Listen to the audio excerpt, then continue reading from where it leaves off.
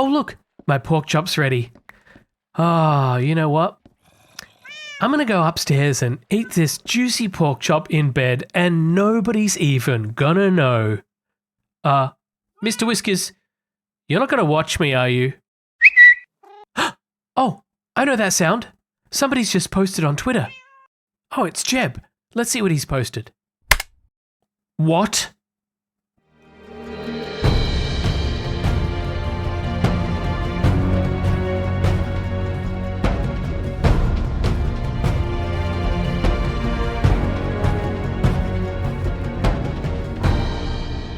You know how I upgraded to that Snapshot 12 W13A and it introduced that client server thing and all of those new bugs. Remember how I lost all of my gear because I went through the nether portal? And so I've got myself some new diamond tools here and I thought, why not come over and enchant them up? So I did that and I got myself 60 levels and then I've come over here to use my unlimited golden apple machine. So let's just do that. Now, as you know, this drops a golden apple on the ground and it's negatively stacked. So I have an unlimited supply of golden apples. Well, sort of unlimited, mostly unlimited. But watch what happens when I eat it now. It just goes. It just disappears. So unfortunately, it doesn't look like those negatively stacked apples work. Fortunately, it does look like the ender pearls will still work. I don't know what's the difference, maybe because one of them's a piece of food, but it's a bit of a sad day really when you don't have unlimited golden apples. So anyway, I came over here to enchant my tools up again with my big old 60 levels. I come over here to the enchanting table, I right click, I put in one of my items and the enchanting system doesn't work. The enchanting system doesn't work. Why weren't these things tested even for a snapshot? I don't know. But here I am, unable to trust the nether, unable to use enchanted tools. Oh, what a life. I just want to use the nether tunnel to... No! Oh. I've got an idea. Let's get off this version. Okay. Apparently, this is fixed. Let's see what we get. We all know that jungle trees in my world generate like this. They look pretty much the same. I think jungle trees have been basically unchanged since the day that they were added.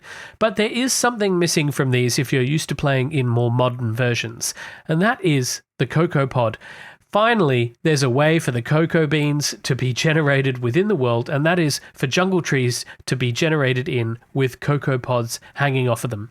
Unfortunately, in my jungle here, none of my jungle trees are going to have this because this didn't exist when this area was generated, but I think I can grow some and see if they will now spawn in with these cocoa pods attached. This should be pretty straightforward. We'll just plant a tree and grow it, and if we have a look, what do we see? Absolutely no cocoa pods. Now, that doesn't mean that they won't spawn. I just have to keep trying. And? Oh, what a shame. Does this only work with natural generation? Oh no, I'm so disappointed. Are you telling me to find cocoa pods? I need to generate new jungle terrain. I really don't want to have to do that unless I have to. But we saw in the last snapshot that cocoa beans became renewable because you could farm them from these jungle leaves here, which would occasionally drop the cocoa bean. But in this version now, they have to be obtained from the pods. You'll also notice that the texture for the cocoa beans has changed, and is this good? I don't know. It looks like a couple of weird brown footprints to me. Now, fingers crossed that I've got this right, because if I right-click on this tree trunk, yes, I can absolutely do it. Plant one of these here. Let's just sit here and watch it and see what happens. In this slightly accelerated video here, we can see that the cocoa pod has 3 stages of growth. The earlier in the stages of growth, the fewer the number of cocoa seeds that the pod will drop. So if you break it in its final stages of growth, you're likely to get the most amount of cocoa seeds back. And this is the pod in its final growth stage. Actually, it looks pretty good. It almost looks like a lit up lantern. I quite like that. So let's, oh, that was a bit of an unexpected color thing going on there. So you can see I got 3 cocoa seeds back, so this is definitely farmable. I think I might use a few of these as decoration around my new house. I guess the disappointing thing here is that I can't actually plant these on any other wood other than jungle. So I think, sadly, what that means is in order to use these, I have to replace these logs with jungle, which, yeah, it doesn't really look very good, does it? And then place the pod like this. Let's just do this for this section here and just see what it looks. Ugh. Yeah, no, I'm not happy about that. Even if I get rid of these, the pods themselves don't emit any light, so I still have to find a balance between torchlight and pod light lanterns. Yeah, I'm not happy about this. One other exciting little fact is that these delicious cookies now restore 1 full haunch of hunger rather than just 1. That's 2 points of hunger for each haunch. A new world generation option has been added, which is large biomes. This will generate biomes 4 times the size in each direction, which is about 16 times as much area as a regular world. Here I've lined myself up in a world where we can see it transitioning from the same world seed on small biomes to large biomes. Keep your eye on some of the features of the terrain and landscape. You'll see that they're unchanged. Now, between this snapshot and the next, on the 21st of May 2012, Jeb posted a new tweet of a brand new game mechanic that he was working on for the next snapshot. So let's upgrade to that snapshot and then we will pore over that image and see exactly what he was working on. Now, hopefully I won't have too many problems with this snapshot because I have found that when trying to load my world, I'm getting some mixed results. Let's just jump in and see what happens. Yeah, first, the game has just frozen. The world hasn't even loaded. To fix that, I just have to terminate the process and try again. And I'm hoping that maybe if I do something like create a new world. Wow, okay, yep, that's worked, right? This is fine. Everything's fine. Maybe if I go back out now and then go into my usual world, things will work again, and they do. It's really quite strange. I've also found that sometimes the world loads, but then I just start falling through the earth all the way through to nothingness. But we've made it. We're here now, so I want to take a closer look at this screenshot that Jeb's posted. Now, I'm pretty excited for this because it looks like this image is showing a brand new user interface for trading with villagers. And how do we know that? Well, I think it's pretty obvious because this is a brand new user interface and right at the top, it says villager and you can see in the background there that Jeb is currently at a village and he's got some villagers trapped down there between the blocks, which honestly is the best thing to do with them. What we can see in this user interface, though, is that on that top row there, we seem to have some arrows pointing left and right, and that might indicate our ability to page through different trades. And it also looks like there's a brand new currency available, this brand new red-looking gem. It looks like in the top slot, it's saying that you can trade 4 rubies for 1 leather armor. Not sure if that's really a good trade. Who knows? But down in the bottom slot, it looks like we're actually doing a trade. Maybe here we're trading 20 raw chicken for 1 ruby. Who knows? In the inventory, we've got a stack of 60 rubies there, and not too much else is interesting or new in the rest of that inventory. But if you look carefully in the background of this image, on the right-hand side, you can see that Jeb has placed a brand new ruby ore block right here in the village. We can't see very much detail about this yet, but hopefully when we play this version, we should be able to get a closer look. Now, unfortunately, we're never going to find this ruby in-game as it's shown in this screenshot. Right before the 12W20A snapshot was released, Jeb changed this gem from a red ruby to a green emerald. Dinnerbone explained that we actually didn't go with rubies and changed them to emeralds at the last minute for the villager trading because I'm colorblind and couldn't easily spot the difference between the ruby ore and redstone ore until I was up close. So really it was down to a color change of the ore block, which led to a necessary color change for the gem, which is mined from that block. Emerald ore will generate deep underground in extreme hills biomes, so to get our hands on it, we're going to have to generate some new chunks. This is so strange. I was just preparing myself for the long journey, loads of food, got my tools and my bed and other things. Came back into my house and I noticed one of these wandering around, and it isn't an ocelot because it's not running away from me. So I went up to it and, where are you going? And I made it sit and it sat. And look, there's another one here, but this is where Mr. Whiskers sits. These are my cats. Look. It's really weird. Did you see how it sort of shrunk in size? I don't know what happened here, but apparently I now have ocelots for pets. It's now time to make the journey to find new extreme hills biomes, and we're just going to head in this direction here. I don't think I've ever been very far this way. No, you can't come. No, you have to stay.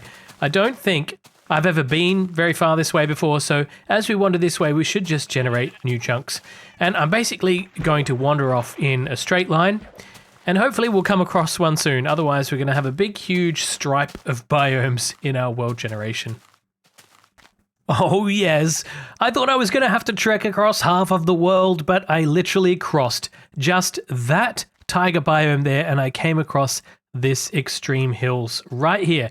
And look over here as well, there's a new jungle there, which means there are probably cocoa pods on those jungle trees, but I haven't gone over to look. I'm more interested right now in getting underground. My hope is that there's going to be a big cave network under here, because if there is, it should just increase my chances of spotting this ore without having to dig. So let me see if I can find a cave entrance.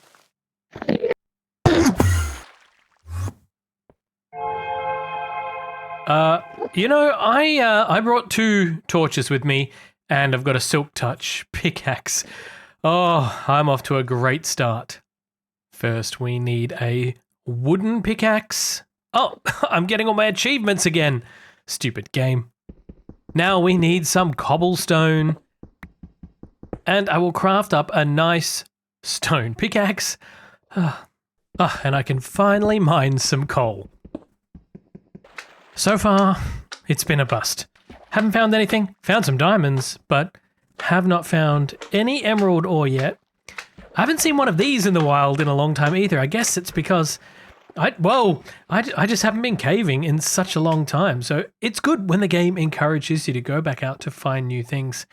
Now, using my F3 cheaty debug screen, I'm able to see a few things. I'm able to see my Y level, and I know that the emerald ore will generate at 32 and below. So I need to keep trying to go down and find caves that go below 32, but sadly most of them seem to be up high. And the other thing which was new, as we saw recently, was the addition of the biome name right there in the F3 screen, and that is extremely useful because that tells me if I'm going out of the extreme hills biome while I'm deep underground here.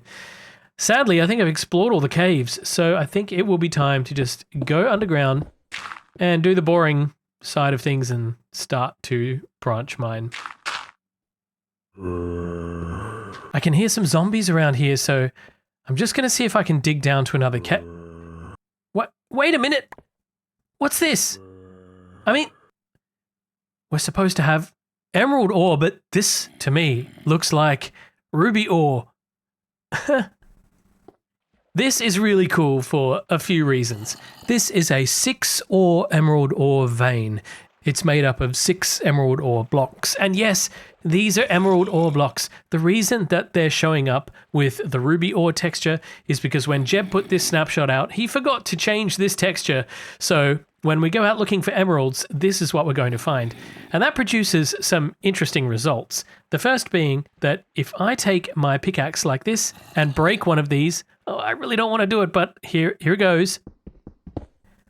We get a green emerald from a red ruby ore block. It's really weird. Let's take a look at this emerald item. Okay, we're going to keep that for now, and I'm going to silk touch the rest of these and take them all back home with me. And there is one thing that I want to check. Emerald ore. It absolutely says emerald ore. I'm going to see if I can find some more around here, and we'll take a few more of these back to the base. I found a second one here. I've dug it out, and this one is just a 4 emerald ore vein. These emerald ore veins can generate up to 10 blocks in size. You know, I thought this was an interesting opportunity to do a little experiment because Dinnerbone did say that at a distance with his colorblindness, he found it difficult to tell redstone and ruby ore apart. And so I've placed some ruby ore next to some redstone ore, and other than that little white tinkle, I can see what he means. From a distance, it just looks quite red. You have to get up close to be able to see the difference between the two patterns.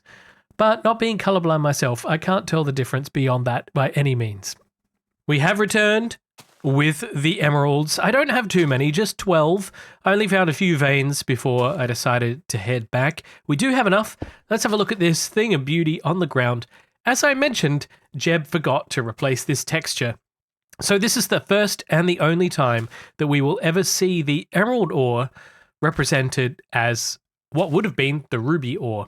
Unfortunately, we don't have any ruby items within the game. But the ruby texture was included in the game files, even though it wasn't used.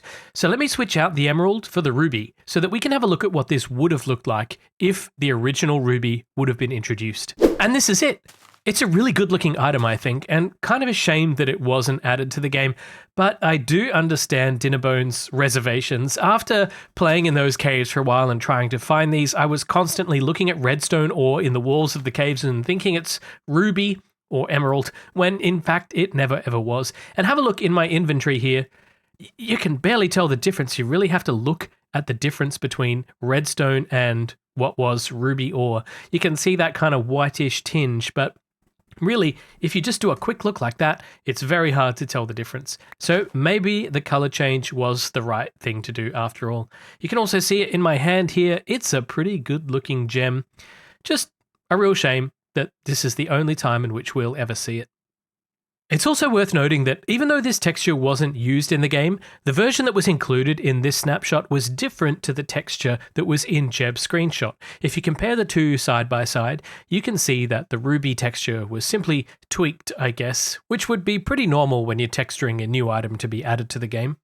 Now, just like any other ore in Minecraft, we should be able to fortune these, and it should yield more than just one gem. So I've got 3 here, and I'm going to try it on each. We only got 1 on that occasion. For this one, looks like we got 3, and this one gives us another 3.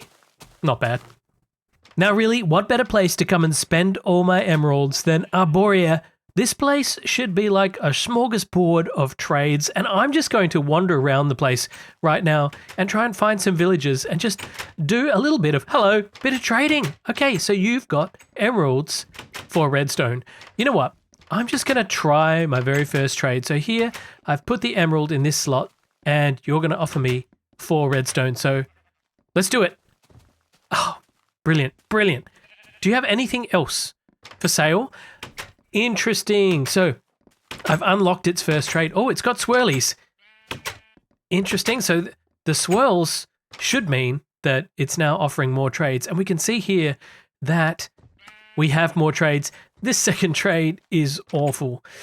But judging by the way this looks like it works, we need to unlock this trade in order to progress to get other trades. I can also trade items for emeralds to build up my emerald supply rather than having to go, free tools, rather than having to go all around the place to get emeralds. So let's see if we can wander around and try and find somebody who's going to take items in trade for emeralds, just like this villager here who's trading raw beef for emeralds. But I don't have any raw beef. Hello, can I trade with you? No. Okay, fair enough. But I would like to find a better trade, maybe some wheat or rotten flesh or something like that, which would allow us to trade endless quantities of junk for emeralds. I've been wandering around just looking at the different trades on offer, and this one here, before it runs away, let's see if I can open up its UI. This one is trading 19 wheat for an emerald, so I went off and got loads of wheat, and I'm going to see how many emeralds I can get out of it, just how many trades. Well, wait, you don't want it anymore? Wait, where did he go? Wait, is it you? No, is it you? Well, where did it? There he goes. I need to secure these. Okay, now you're going to trade more emeralds. Can I just keep doing this? No. Do you have to keep refreshing? What is the deal? How does this work? Okay, back in again, and yes, you will continue to trade. I sort of have to reload the interface each time, it looks like, to get more trades. Yeah, that's a little bit annoying. Oh no, you'll continue to make trades. We're going to have to practice with this system and figure out exactly how it works. Now, I did notice that after I traded the wheat, of course, you've opened up more trades. You're going to buy some wool for emeralds. But as I said before, this is just a great way to get started to build up a whole bunch of emerald supplies so that we can actually buy the things that we need and want. Found this guy here who is behaving a little bit strangely. I opened up his interface and he's selling a bookshelf for 3 emeralds. So I thought, why not? Let's just see what else he might have an offer after we open up this trade. And look what happens. I put in 3 emeralds. I'm clicking. I get nothing. So he's either broken or the system is broken. I'm going to have to, I'm going to have to do a little bit more experimentation. I've been trading for a hot minute here and I found some bugs already. If I go into your interface, any trade which requires more than one thing to be traded currently doesn't work. Sadly, there's no way for me to unlock this villager's trades any further, maybe until that bug gets fixed. Oh look, bottle of enchanting. Have I even encountered these before? I don't know. Yeah, thanks for that. And whoops, I smashed it on your face. And yes, I was hoping to find a cleric which would trade rotten flesh because, as you can see, I went down to the zombie grinder and got as much of that as I could. Maybe this is a great way of building up my emeralds for free. Well, so far we've learned that the villagers can trade all sorts of things and that the emerald is a new form of currency that we can use to do it. But I think we're going to have to do a lot more work on these villagers to try and organize the way that we trade and make things extremely efficient. Basically, just get ourselves into a position where we can rip off the villagers as much as possible and get the best deals and get the best items that we can possibly do. We'll have to build some kind of trading hall, and who knows how this system will change over the coming snapshots as well, because remember, we're in snapshots, we aren't in the final release, so things are still changing. But for now, that is the end of the episode, so I want to say a big thank you to my wonderful patrons for the support and to everyone else who supports the channel just by watching. I'll see you all in the next episode. Until then, this has been Bugman CX. You've been watching Minecraft: The Journey. Bye-bye.